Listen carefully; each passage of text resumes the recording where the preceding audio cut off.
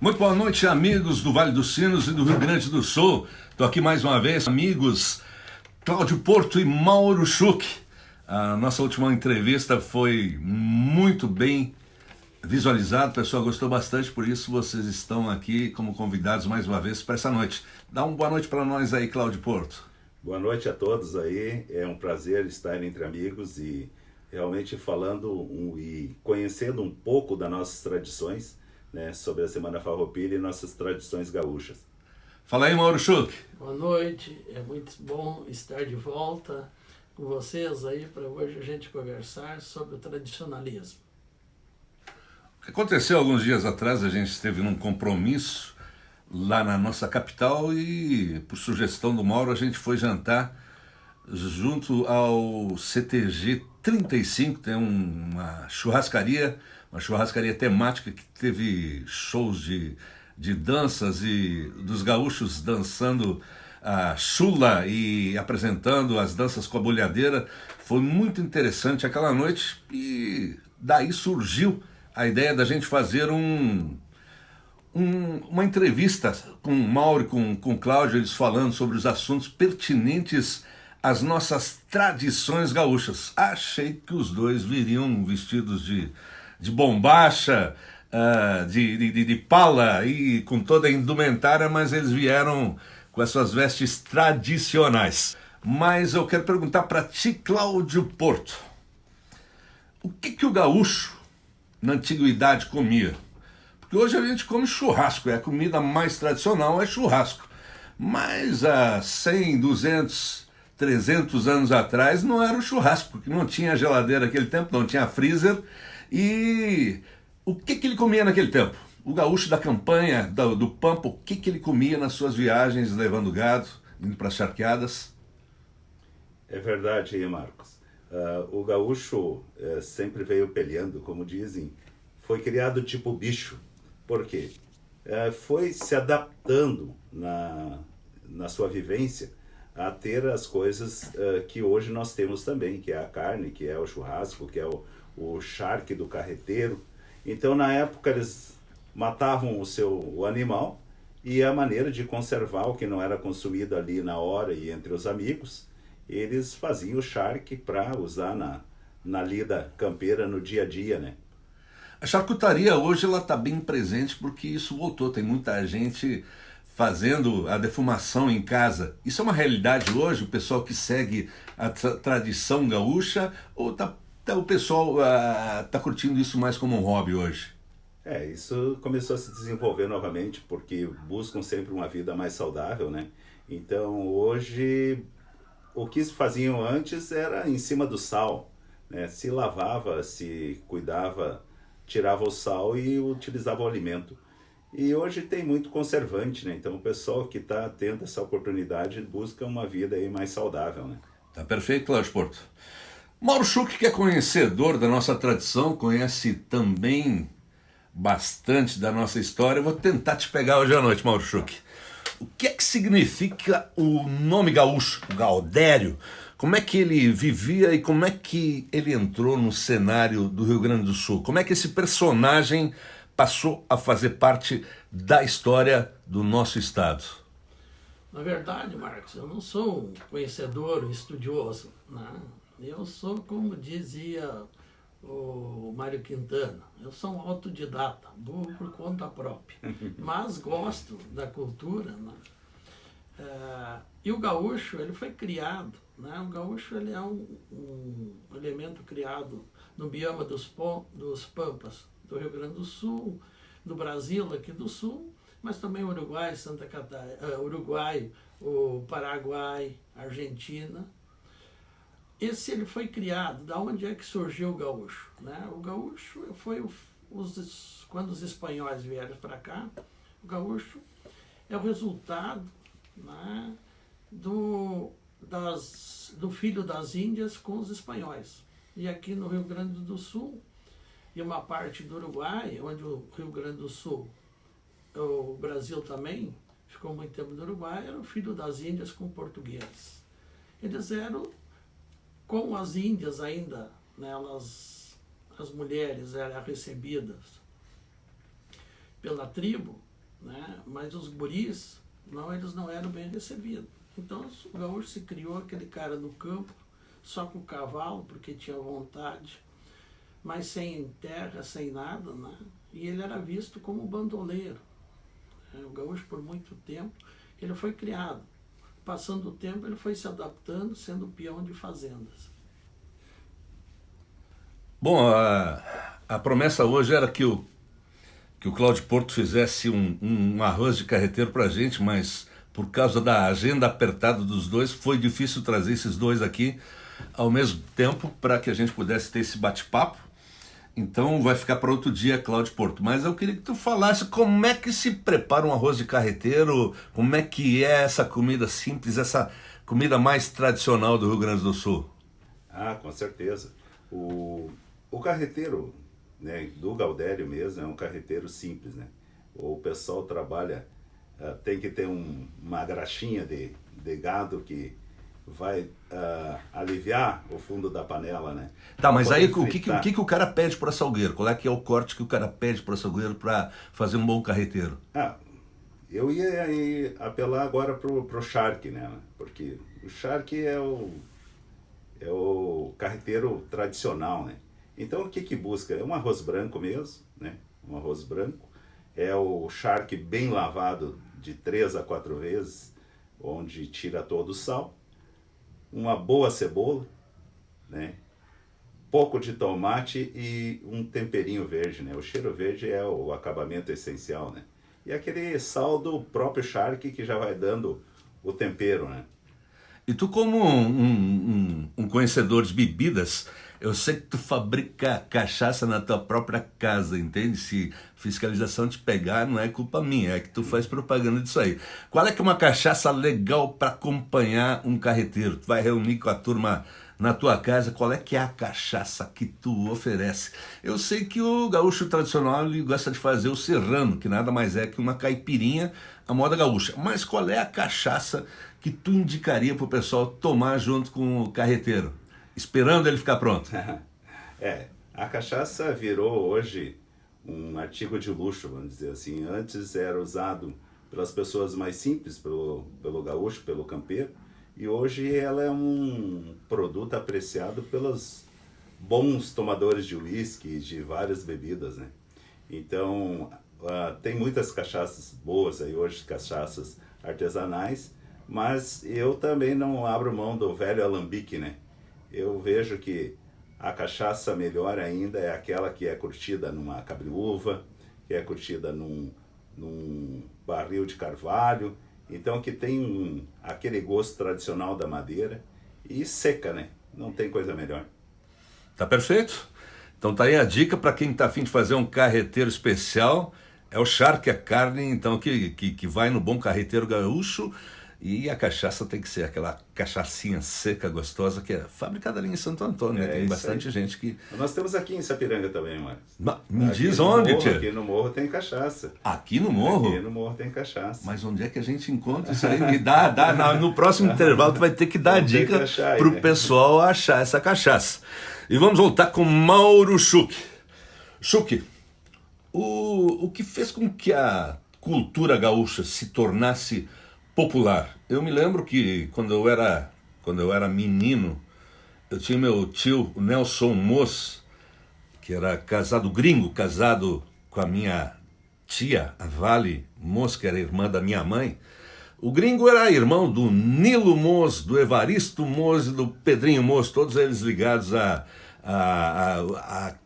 carneação. Todos eles tiveram açougue e trabalharam com isso. Saudade desse pessoal todo. O Evaristo ainda anda por aí. Mas eu te pergunto, naquela época, o meu tio tinha uma gaita, minha tia se vestia de prenda e a gente via que eles gostavam muito das bandas, dos grupos gaúchos daquela época. Tinha alguns expoentes, mas não era tão popular como hoje. O que fez com que essa cultura gaúcha, gaudério, nativismo se tornasse popular, que os CTGs aflorassem campo afora no Rio Grande do Sul? E junto com essa pergunta eu quero te fazer, teve uma época que foi proibido tomar chimarrão no Rio Grande do Sul? Sai dessa, Mauro. Olha, O responsável, né, tem nome e sobrenome. Se chama João Carlos Dávila Paixão Cortes. Mesmo que era um grupo que começou, ele foi o patrão dessa mudança. Eu sou apaixonado pela obra dele. O João Carlos Paixão Cortes nasceu em Santana do Livramento em 1927, morreu em 2018 com 91 anos. Hoje ele estaria com 96 se estivesse entre nós. O legado que ele deixou é uma coisa maravilhosa. Porque imagina alguém que dança, canta, sapateia, escreve, compôs. Ele trabalhou 40 anos na Secretaria da Agricultura. E tu gostaria, Cláudio, de repente, eu acho que tu tem que comprar um livro dele e olhar os cortes das carnes ovinas. Trabalhando na Secretaria da Agricultura, ele teve a oportunidade, além de ajudar o pessoal, ele distinguiu, ele fez os cortes melhor, ele trouxe a tosa que ele viu da Austrália, que fazia uma tosa. Antes o Rio Grande do Sul tinha um tipo de tosa e depois dele veio com a máquina com aproveitamento da lã. Ele fez vários livros de receita, ele acrescentou muito. E na cultura nem se fala. E quando começou isso? Isso começou... Ele com 14 anos veio para Porto Alegre, com 17 estava trabalhando na Secretaria da Agricultura, e com 20 anos no Colégio Julinho de Castilho, em Porto Alegre, 8 jovens se reuniram e começaram a debater, porque naquela época era proibido tomar chimarrão na rua. O cara não entrava no órgão público de bombacha, não cortava o cabelo, não podia entrar num bonde. Não, ô Mauro, tá brincando comigo. Em pleno Rio Grande do Sul, tchê? Mas eu vou te contar mais e contar toda a história. Tá? O que aconteceu? Tá? E era natural. Né? O que aconteceu, vamos ver na nossa cidade. Né? Na nossa cidade, por um bom tempo, né? Ninguém trabalhou isso. A colonização alemã, os jovens não queriam. Os jovens largaram a colonização alemã. Para nós entender, podemos ver para o Sapiranga. Né? A gente não se dedicou. Esse pessoal, né, no Julinho, esses 8 jovens, não podia, era proibido. Em 1900, mostra como a tradição e o que ele fez, eu quero acompanhar, porque não adianta só tu ter os heróis farroupilhas. Né? Mas eu só queria falar mais um pouquinho do que foi esse sobrinho do Júlio de Castilho. Esses 8 jovens, eles se reuniram e se viram que eles vieram do campo. Eles eram filhos de estancieiro, eles passaram a vida inteira tomando chimarrão, vendo o pai e a mãe, e aí foram para Porto Alegre. E quando chegou lá, isso era proibido. E ainda nós envolvimos, em 1945, a cultura americana veio muito forte. Os Estados Unidos ganhou a Segunda Guerra Mundial e veio muito forte. Era tudo americano, eram os filmes americanos. E ser gaúcho era uma coisa de grosso, era uma coisa que não trazia o pessoal da cidade, e eles implantaram. Quando eles começaram esse grupo, logo surgiu os militares, que era da Brigada Militar, e os militares do Exército, né, viram que aquele movimento. Mas da onde começou todo, e o grande lampejo, aquela jogada de genialidade, comandado por o Paixão Cortes, né, depois agregou o Barbosa Lessa, outro, mas em 1947, né, e para entender um pouco melhor, em 1916 foi criada a Liga de Defesa Nacional. Um dos criadores foi o Olavo Bilac, que fez a música da bandeira. E por que foi criada essa liga? Para trazer o civismo, aquela coisa, né, militar, serviço militar obrigatório, trazer o civismo todo. Esse pessoal entrou em contato com o Júlio, com o Paixão Cortes e aquele grupo, queria fazer um piquete para trazer o corpo de Davi Canabarro. O corpo de Davi Canabarro, por causa que esse pessoal da Liga Nacional queria fazer um pantaleão, que nem tem panteão, não pantaleão, um panteão que nem tem na Grécia, em Roma, para colocar os seus deuses, seus ídolos. Eles queriam trazer todos os revolucionários da Revolução Farroupilha para enterrar e fazer esse, né, homenagem ali na Santa Casa. Aí trouxe o corpo de Davi Canabarro e queria que tivesse um cortejo de gaúchos, né? Aí arrumaram lá no Osório, lá, eu acho que ainda na fim, eu me lembro, tinha negócio na Ipiranga com a perimetral, lá embaixo saía lá um Osório, um negócio da cavalaria, Osório. Aí arrumaram 16 cavalos emprestados para eles, mas só tinha 8 para ir, então foram os 8. E aí foi a grande lampejo, a grande coisa que o Paixão Cortes teve, a ideia, né? O Paixão Cortes teve a ideia que quando terminasse o fogo simbólico da pátria, ele deixasse eles do Julinho tirar uma centelha no dia 7 de setembro, uma centelha, uma fagulha, e junto, envolvido num cabo de vassoura com querosene, eles pegaram aquela fagulha e levaram para um candeeiro lá no Júlio de Castilho. Essa foi a união, que daí abriu um pouco aquele negócio, porque o fogo mostra a união dos povos. Essa é a cidade, né? A entidade ali que começou a guardar onde surgiu o fogo simbólico. O fogo simbólico foi outra genialidade de um gaúcho. Em 1936, nas Olimpíadas em Berlim, em plena ditadura do nazismo, onde Hitler estava, quando chegou 3.000 pessoas que trouxeram uma tocha de Atenas até Berlim, que foi o revezamento, quando eles entraram, o jornalista gaúcho chamado Túlio de Rose viu aquela comoção e pensou, temos que trazer para cá. E essa Liga Nacional aceitou muito bem. E aí ficou da tocha olímpica que esse gaúcho trouxe, a Liga Nacional incorporou para o fôlego simbólico nacional. Essa fagulha que foi aquilo ali, daí foi chamada a Ronda Crioula, que hoje é o nosso chama crioula, ela começou a dar um corpo e fazer aquelas coisas que é necessário quando tu quer, certo? Aquela união. Bem isso aí, né, Mauro? O fogo sempre trouxe esse simbolismo de união, né? De união de nações. E aí que começou, então, o negócio do nosso fogo, nossa chama crioula. Tá, mas tem uma coisa aí no meio que não está muito bem explicada, Mauro. Esse pessoal fez o cortejo quando vieram os restos mortais do Davi Canabarro, mas num mundo em que era proibida a tradição gaúcha, como é que o cidadão de Porto Alegre viu esse pessoal andando a cavalo, vestido, piochado como gaúcho? Como é que o pessoal viu isso aí? E num cortejo, né? Sim, mas é que era proibido, né, Cláudio? Tá.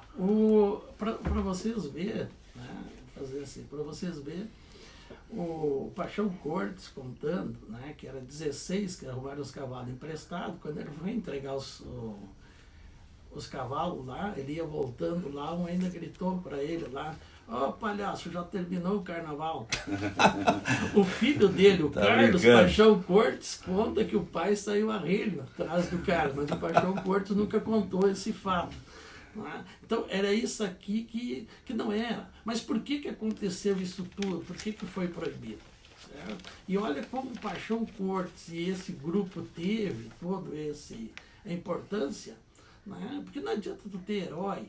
Nós tivemos heróis e temos heróis. Tem 3 revoluções que elas têm uma importância tão grande que nem a Revolução de 1935, que foi a de 1993, a federalista, depois a de 1923, a libertadora, e a de 1930, a Revolução que o Getúlio chegou, que a semana passada, ela influi até hoje, tá? As leis trabalhistas, a semana passada foi votado a contribuição do sindical, E o que é? O povo não tem. Os farrapos seria ter a Revolução do Farroupilha, se não tivesse esse movimento tradicionalista que desse, ela teria parado. A prova que eu vou dizer é que em 1935, 100 anos da Revolução Farroupilha, 100 anos da Revolução Farroupilha, o presidente da República, Getúlio Vargas, junto com o governador Flores da Cunha, fizeram o maior, né, cavalgada na época, a maior passeata pela Revolução Farroupilha de 1935.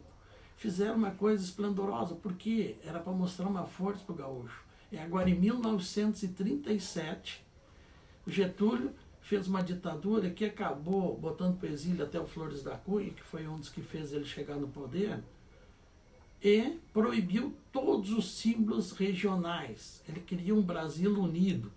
Ele queria um Brasil unido. Ele fez uma reunião simbólica, foi no Rio de Janeiro, convocou, fechou o Congresso, tivemos ditadura de 37 a 45, não tinha Congresso, e queimou todas as bandeiras regionais, e proibiu os hinos, e proibiu qualquer símbolo. Peraí, irmão.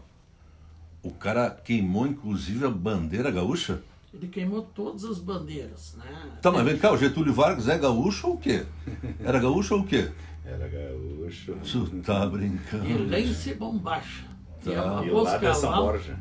E amarrou os cavalos no obelisco do Rio de Janeiro na Revolução de 1930. Mostra por que o tradicionalismo, aí entra o que foi Paixão Cortes, que a gente vai conversando, porque simplesmente tu ter aqueles heróis não adiantou nada. Ele queimou todas as bandeiras, tem os vídeos ou fotografias, não vídeos, fotografias, mostrando, antes teve a missa, depois todas as bandeiras foram queimadas, porque queria uma união nacional. Naquele tempo os estados continuavam com muita força. O que o Getúlio fez? Uma ditadura e uma união nacional. Aí que começa a surgir essa força. Tu imagina hoje quem é que ia queimar a bandeira do Rio Grande do Sul? Tá louco, tio? Morriam. Mas por quê? Dava guerra. Por causa dos centros de tradições gaúchas. O centro de tradições gaúchas mostra que ele é muito maior. A Revolução Farroupilha, né, os símbolos teriam se perdido se não tinha o centro de tradições gaúchas. A prova que uma outra hora a gente pode conversar, né, os historiadores, né, eles não falam mal da Revolução de 35. Os historiadores contam a história, que eles tiram um pouco o glamour. Mas hoje é um movimento que é muito forte, que não deixa, olha o que era o hino. Eles querem mudar o hino rio-grandense aí. Querem mudar, De querem novo, tirar. né? De novo. Mas o que eles hoje, assim como o hino, tem muita gente hoje que anda de bota e bombacha, por quê? Ninguém quer enfrentar, os CTGs são muito fortes hoje, é um reduto político muito importante, mas quantos hoje diz que o Bento Gonçalves tinha escravo, Bento Gonçalves era isso, Bento Gonçalves era aquilo. A força do tradicionalismo. E essa figura, né, que eu coloco muito em cima do Paixão Cortes, porque ele que foi pesquisar, ele que fez, que nem em 48, quando foram para a Argentina, foram para o Uruguai, uma comissão do Rio Grande do Sul foi para o Uruguai, olhar como é que era lá, foram lá e ficaram impressionados, que tinha música, que tinha dança, né? Que nem do Clube dos Oito dizendo, eu vi numa entrevista, ele dizendo que quando voltaram, um ano com as irmãs e com as namoradas, eles dançaram uma música só, porque só conseguiram criar uma música. Mas o Paixão Cortes deixou 102 músicas. O Paixão Cortes deixou um cara que fez teatro na Europa, levou um grupo, fez 5 meses teatro nos melhores espaços da França, na Alemanha. O que ele proporcionou para nós? Isso, ele criou esse sentimento, né, de pertencimento. Né? Esse eu acho que ele deu para nós, o 35 Centro de Tradições é o começo de tudo. Todo lá, pode dizer, ele é referência de tudo. Depois surgiu todos os outros e milhares. Tudo que está acontecendo nesse momento no mundo inteiro de tradições partiu do 35. Dali surgiu um novo gaúcho. Eu me lembro, Mauro Schuch, estudando na escola Duque de Caxias, a professora Marisa preparou uma apresentação gaúcha para nós. Tinha uma festa de São João lá com balões, eu fui vestido de gaúcho e a gente cantava e dançava. Ai, bota aqui, ai, bota ali o teu pezinho bem juntinho com o meu, mas depois não vai dizer. Eu acho que isso aí foi a primazia, foi a primeira música gaudéria que teve por aí, porque eu me lembro na infância, era isso aí que rodava. Mas eu quero te perguntar, Cláudio Porto, tu já esteve lá no acampamento Farroupilha do Parque do Imigrante? Ah, sim, com certeza. Temos muitos amigos lá, né? Os amigos com piquete, e a gente tem participado algumas noites, alguns almoços meio-dia, né? Mas tem que fugir um pouco, porque é amigos demais nessa hora, né? Não, eu que sou um cara simplório, não sou convidado. Vou lá, passo, mas ninguém convida para comer nada. Ixi. Eu te pergunto, Cláudio, essa tradição vai continuar? Porque Sapiranga é o segundo maior acampamento farroupilha do Rio Grande do Sul, só perde pro Harmonia em Porto Alegre. Então a quantidade de piquetes é muito grande. Mas também sei, como tem amigos nossos que têm seus piquetes nas chácaras, nos sítios por aí. Tu que trabalha com imóveis, ainda é fácil conseguir um sítio em Sapiranga ou já é raridade? Não, tem bastante sítio, sim. Aconteceu aí que as pessoas, os donos de terra foram fazendo chácaras menores, né, no caso, foram loteando hoje as nossas áreas rurais, mas tem bastante, não tem mais aquelas grandes áreas de terras, né? Hoje em dia tá pequenas áreas de terra, mas tem onde as pessoas se colocarem, sim. Eu tenho visto que tem algumas chácaras grandes que são separadas em lotes menores, inclusive com porteira, certo? Caracterizando quase um condomínio fechado. Eu sei que isso é proibido em Sapiranga, né? Condomínio fechado é proibido.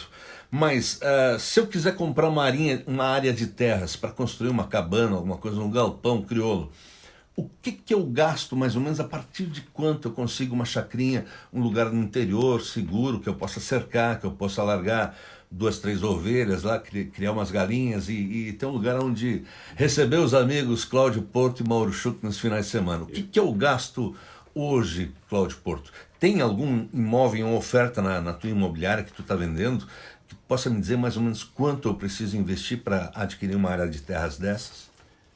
Marcos, tem bastante áreas de terra. O que aconteceu, realmente ficaram todos meio em condomínio, então se limitou o tamanho das propriedades rurais, né? Então que, por lei, hoje é no mínimo 2 hectares se configura uma propriedade rural em Sapiranga. Cada município tem sua medida, um é 2 hectares, o outro é 3 hectares, mas está meio padrão agora 2 hectares.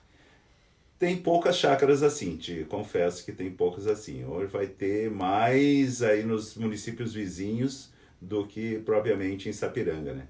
Sapiranga nós temos um pouco para o lado do rio e um pouco aqui no morro. O morro tá loteado praticamente, né? Mas está loteado legalmente ou é tudo no contrato de gaveta, tudo... Muito contrato de gaveta. Tá, mas isso aí não importa que possa vir uma legislação que vai desapropriar essas terras, vai criar uma multa, alguma coisa que o pessoal vai ter que pagar? Teve aí, assim, a partir do momento que foi criado a arieira aí do Morro Ferrabras, né? Então, tá tendo uma fiscalização muito maior. Os órgãos públicos têm andado fiscalizando, inclusive multando, e até teve alguns casos aí de desmancharem propriedades que estavam construindo em cima desses loteamentos irregulares, né? Então, tá tendo, principalmente no morro, tá tendo uma fiscalização bem mais rigorosa a respeito disso, né? O homem se escapou e não respondeu a minha pergunta. Quanto é que eu gasto para comprar uma chacrinha hoje? Digamos que seja fora de Sapiranga, aqui perto do Araricá, Nova Hartz. O que eu gasto? Assim, se tu vai hoje buscar uma chácara aí, uma chácara de meio hectare, que eles chamam aí de 5 mil metros que tem, tu já vai gastar em torno de 200 a 250 mil reais. Um terreno em Sapiranga tá quase isso, né? Aí, Só que tu vai ter um terreno grande, né? Não vai ter uma chácara, como dizem. Então hoje, dentro dessa proporção, tu encontra vários aí, meio hectare na faixa de 200 mil, 250 mil, e realmente corresponde ao valor de um terreno urbano, né? Obrigado, Cláudio Porto. Voltando para o Mauro, hoje é bate-volta. Qual é que é a relação desse gaúcho que tu citou com a Revolução Farroupilha, Mauro, hoje em dia? Esse gaúcho que foi perpetuado através do Bigodudo, que foi... Como é que foi essa história que ele foi modelo para o laçador? Como é que é essa história? O Paixão Cortes ele serviu de modelo laçador. Tá? Ele mostrou, né, Porto Alegre, junto com o pessoal em 54, se eu não me engano, foi em 54, tinha uma exposição em São Paulo e convidava todos os estados para mostrar um símbolo do estado, né? E na frente da estante do Rio Grande do Sul, para mostrar as coisas do Rio Grande do Sul. Daí pensaram e quiseram idealizar, fazer uma estátua para colocar na entrada lá de um gaúcho, porque nós só tínhamos o gaúcho, tem uma estátua em Porto Alegre, tem uma estátua no parque lá que já é o gaúcho oriental. Aí criaram o gaúcho. Primeiro, a princípio, ele ia ser um gaúcho, não esse gaúcho de hoje, porque a bombacha chegou em 1865 com a Guerra do Paraguai. Antes o gaúcho não andava de bombacha. E era para ser com bolhadeiras. Mas acharam melhor fazer o laço. Fazer um laço que seria mais fácil as outras pessoas entenderem. Porque os primeiros gaúchos, né, ele andava com bolhadeira para derrubar o gado, né, que ele vivia no campo. E depois foi com laço. E o Paixão Cortes foi o modelo, né? Quem fez aquilo ali foi o escultor pelotense Antônio Carinjo que fez, e ele foi o modelo da estátua que hoje é um símbolo do Rio Grande do Sul por votação. Tá perfeito, Mauro. Eles chegaram a tirar a estátua do laçador ali perto do aeroporto, né? Depois trouxeram de volta. A estátua passou por 2 reformas. E eu te pergunto, essa relação que hoje... Eu tenho orgulho daquela estátua do laçador, tenho um orgulho muito grande em cima disso aí. E eu te pergunto, os piquetes e os CTGs estão perpetuando a nossa cultura gaúcha para as novas gerações? Eu sei que existe aquela relação do cowboy americano, que hoje se transformou no movimento country nos Estados Unidos.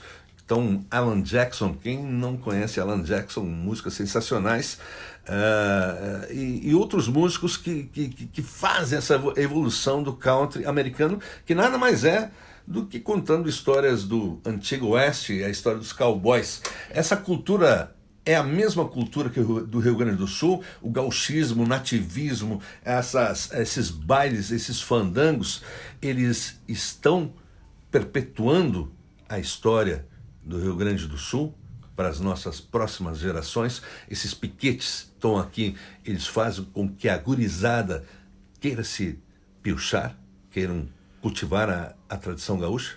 Com certeza. O Centro de Tradições Gaúchas, o MTG, ele faz um trabalho ele vai perpetuar essa tradição do Rio Grande do Sul para sempre. Por exemplo, todos esses políticos, nós vamos esquecer daqui a 50, 100, 200 anos, né? Mas ainda vamos esclarecer, os Centros de Tradições Gaúchas vão fazer o gaúcho.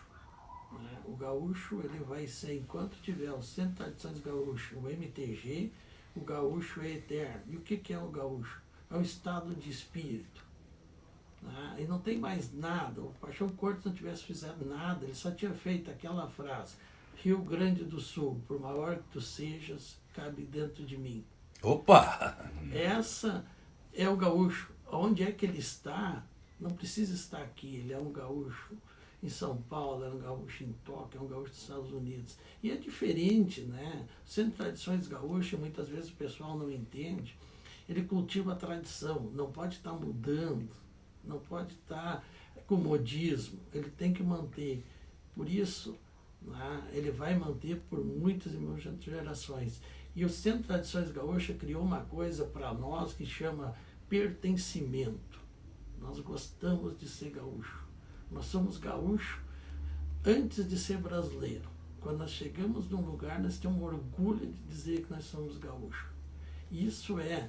E essa coisa de pertencimento, essa coisa de pertencimento, eu, a primeira vez, não sou estudioso, mas eu gosto de entender. Quando eu leio, eu gosto de entender e gosto de trazer para um contexto. Primeira vez que eu vi, o primeiro sentimento de pertencimento que eu vi, foi um dia que a seleção brasileira, em 1972, ela veio jogar contra o combinado Grenal, Grêmio Inter e o combinado. Em 1970, com o Médici, né, com a ditadura militar, eles gostavam muito de levar o futebol festivo para tudo que é lugar, que era uma festa. A seleção brasileira chegava, e nós tínhamos uma seleção brasileira que ganhou a Copa do Mundo de 70, não é essa aí do Filipão, que tomamos 7-1 aí, mas era a seleção de 70. A crônica gaúcha, e muito foi falado que o que aconteceu, as vaias e coisa lá, que aconteceu foi por causa que não foi convocado o Everaldo, que tinha sido campeão em 1970. Mas, na minha visão, foi a primeira vez de pertencimento que nós tivemos. Em 1970, num jogo de 3-3, onde sempre o Rio Grande do Sul teve na frente, com Tovar Carbone e Claudio Miro, e depois o Brasil empatou sempre com Jairzinho, Paulo César Caju e Rivelino. Esse Paulo César Caju, que infelizmente depois veio ser campeão mundial com o Grêmio, devia ter ficado lá no Rio de Janeiro. Mas o que eles disseram depois da partida? Eu vi uma entrevista com o Paulo César Caju, depois da partida eles queriam pegar o passaporte e voltar para o Brasil. Foram vaiados 90 minutos a seleção brasileira, nunca tinha acontecido. Foi vaiado os 90 minutos. Então, aquilo ali eu acho que foi o primeiro grande pertencimento. 106.500 pessoas estiveram no Beira-Rio. Eu consegui olhar o Beira-Rio com o máximo com 80 mil pessoas, mas 106.500 foi o maior público que já atingiu o Beira-Rio. E 106.500 vaiaram a seleção brasileira. Jairzinho, quando fez o gol, beijava o símbolo da seleção brasileira na camiseta, como foi uma guerra. Não foi uma guerra dentro do campo, mas foi uma guerra fora. O Rivelino e o Paulo César Caju disseram numa entrevista que eu vi deles, que foi um dos maiores jogos que eles tiveram. E nunca foram tão hostilizados em nenhum país como eles foram hostilizados no Rio Grande do Sul. Por quê? Nós começamos a ser aquele grande pertencimento, nós queremos ser gaúcho. Isso nós devemos aos 8, sim, mas ao Paixão Cortes e com o seu Barbosa Lessa, que também foi outro que acompanhou, e um escritor, muito mais, qualquer coisa. Hoje a Revolução Farroupilha, se não fosse o Centro de Tradições Gaúchas, o dia da Revolução Farroupilha, o 20 de setembro, ia ser com certeza mais uma coisa que nós gostamos muito, um feriado. Né? Mas ia ser um feriado que nem 15 de novembro, que nem, a gente nem sabe por quê, a maioria acha que não, porque não tem mais aquela 15 de novembro, a gente sabia por que era, né? Porque tinha sempre aquela piada, Deodoro da Fonseca, uma perna torta e outra seca, agora ninguém tem mais isso, então ninguém mais sabe para que é. Mas ia ter mais um feriado, mas esse pertencimento que eles trouxeram, isso é incrível, tu vê, hoje são milhares de pessoas hoje referenciando a nós e referenciando os heróis farroupilhas. Tá perfeito. Lembro de anos atrás, na década de 80, a gente iniciou a história do movimento na Semana Farroupilha ali na Praça da Bandeira. Então a gente tinha uma noite que era galinhada, mas era só um galpão que tinha uma noite que tinha carreteiro e teve uma noite que eu patrocinei uma costela. Eu peguei essa costela lá no Mico Branco, no Costelão Carnes. Pô, tinha umas carnes boas lá, mas para aguentar aquele pessoal não era fácil. E aí eu levei aquele costelão, que eu tinha um compromisso durante o dia, levei aquele costelão depois do meio-dia, e ninguém quis botar fogo naquilo. O Paulinho da Imobiliária Batista arrumou uma serra e cortou aquele costelão. Quando eu cheguei lá, eu fiz cara de brabo, nós quase brigamos, eu e o Paulinho. Ele falou, como é que tu queria que eu assasse isso? Então, quem andava por lá, alguns gaudérios, alguns amigos que já se foram, e eu me lembro de uma noite que eu e o Amantino 7 a gente tinha ensaiado uma música, eu tocando violão e ele tocando gaita. E a gente ensaiou com uma letra e na hora da apresentação tinha o quê? Umas 500 pessoas ali. E eu mudei a letra, cantando uma história. Meu compadre Amantino, que nasceu... A história foi pesada. O homem, quando terminou a apresentação, ele largou a gaita e veio atrás de mim e eu fui-me embora. Mas era muito bonito aquela época, era legal, era gostoso. Eu te pergunto, Cláudio Porto, hoje em dia, lá nos piquetes, tu vê churrasco todos os dias. E churrasco, tu chega lá, tu já sai salivando. Quem é que é o grande fornecedor de carne? Onde é que se encontra carne boa em Sapiranga hoje?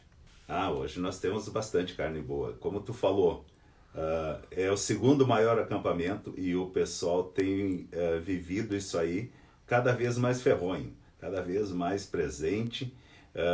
Tanto que teve dias, e tem alguns piquetes ali, que o pessoal toma café da manhã, almoça e janta, né? Então tem um cardápio completo aí durante o dia. Mas não é só churrasco também. O pessoal tá levando, tá fazendo o carreteiro, tá fazendo a galinhada, tá fazendo a massa com galinha, tá fazendo uma vaca atolada. Então tem bastante opção de cardápios aí nos piquetes. E quando tu tá andando por lá, tu vai sentindo o aroma no ar, né? Tá, E churrasco, não fugindo do churrasco, nós temos aqui em Sapiranga o Zimmer aí, que é muito forte hoje no abate de bovinos, né? E tem muitos cortes especiais também. Mas nessa época aí, tradição mesmo é a velha e boa costela, né? Então isso não foge das assadeiras e dos churrasqueiros lá do nosso parque de acampamento Farroupilha, né? Eu sei que quando eu quero fazer uma especiaria, eu procuro ali o chinês, que é um amigo de anos, tem um Jacó no Centenário, tem um outro supermercado aí que tem uns açougueiros amigos, e eu sei que essa época o consumo é muito grande. Então, para quem quer saborear, que tenha amigos, que tenha algum piquete, a coisa ela é bem concorrida.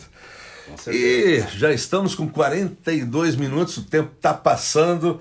Mauro Schuch, para encerrar, uma das coisas que mais me causa emoção, eu nunca assisti um jogo ao vivo do meu Internacional.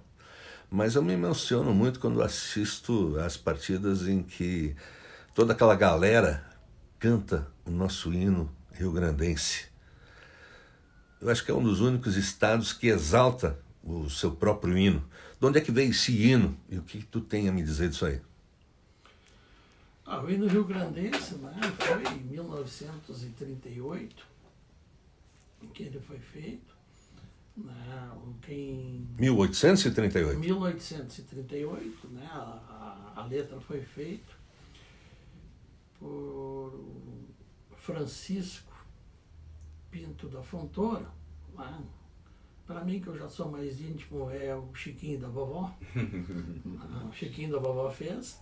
Né? E ele é uma coisa que é fantástica, né? O pessoal cantar o hino do Rio Grande. O Rio Grande do Sul, tu imagina, esse hino foi proibido. Né? É uma coisa... Isso é o grande sentimento, isso é o grande trabalho, porque vai ficar imortal. Antes que eu queria dizer, retificar, acabei retificando, mas esquecendo. Né? O Davi Canabarro veio os restos mortais para o Davi Canabarro, né? Como não foi feito esse que queriam fazer lá na Santa Casa, em 2008 ele foi de novo levado os restos mortais do Davi Canabarro para Santana do Livramento, onde ele morou lá, que tem o Museu do Davi Canabarro. Esse hino rio-grandense, né? Ele é uma coisa em qual estado, né? O hino rio-grandense é simplesmente aquele quando o pessoal canta, mostra essa coisa de pertencimento, emoção, que nós, né? o gaúcho, temos o nosso orgulho, né, de ser gaúcho. Essa é uma coisa que ninguém vai ler, isso é uma coisa que vai ficar, né, por muito tempo. Enquanto tiver um gaúcho, enquanto tiver um tradicionalista, né, nós vamos continuar com essa nossa tradição viva, seja onde for. Tá, perfeito. Cláudio Porto, palavra final. Só agradecer, né? Porque tá aí com o Mauro, contigo, a gente vai aprendendo a cada dia, né? Então, muitas coisas que a gente não sabe, estamos aprendendo. Sempre um prazer e só agradecer, né? Mauro Schuch? Eu agradecer, isso aí é uma coisa descontraída, né, que a gente faz. A ideia toda é proporcionar para nós três uma integração, uma alegria, né? E com o Cláudio, a única coisa que eu vejo que eu posso contribuir é parar de fazer esses caipira com limão Tahiti e passa a fazer com limão gallegos. Tá? Com laranjinha. Tá perfeito. Mauro e Cláudio, foi um prazer estar com vocês aí. E a gente falou hoje das tradições gaúchas, a gente não mencionou a Revolução Farroupilha, as situações que aconteceram para que essa revolução fosse deflagrada. Agora, daqui a 2 dias, nós vamos estar comemorando essa data do início da Revolução Farroupilha. Mas em novembro, ali pela metade de novembro, eu gostaria de convidar vocês de novo para a gente conversar daí praticamente, exclusivamente sobre a Revolução. Tá feito o convite? Posso contar com vocês? Pode contar. Tá perfeito. Finalizando então, algumas peculiaridades de Sapiranga. Nós temos a Avenida 20 de Setembro, que corta a nossa cidade desde a 239 até a cidade de Araricá. E a 20 lá, né? Como? Inclusive segue Araricá até Nova Hartz. Vai até Nova Hartz, eu acho que chega até Parobé. Até perto de Parobé, tá certo.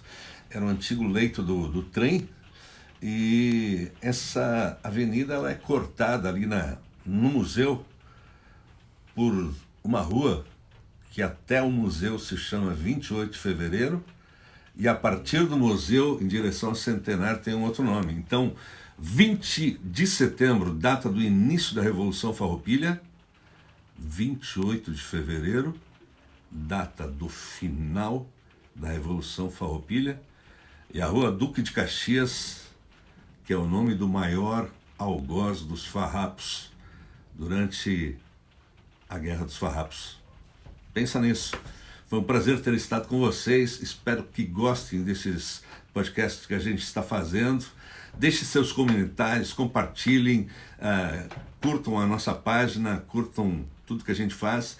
E se precisar fazer críticas, faça também, porque aqui a gente está liberando. Está começando a chover aqui no pé do Morro Ferrabras. Foi um prazer ter estado com vocês. E até qualquer dia desses, se Deus quiser.